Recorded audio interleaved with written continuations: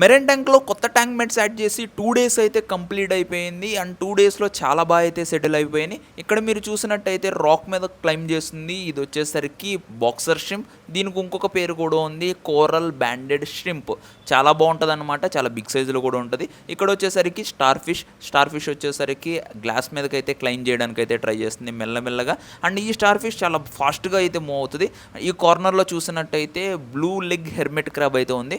చాలా చిన్న సైజు, అది క్లోజప్లో వచ్చినప్పుడు మీకు డీటెయిల్ క్లిప్పింగ్ పెడతాను, చాలా బాగుంటుంది అనమాట. దాని లెగ్స్ వచ్చేసరికి బ్లూ కలర్లో చాలా ప్రెటీగా ఉంటాయి. స్టార్ ఫిష్ అయితే స్లోగా అయితే పైకి అయితే క్లైమ్ చేస్తుంది. కొంచెం జూమ్ చేసి అయితే చూద్దాం, ఇంకా ఇన్డెప్త్గా అయితే మనకు తెలుస్తుంది.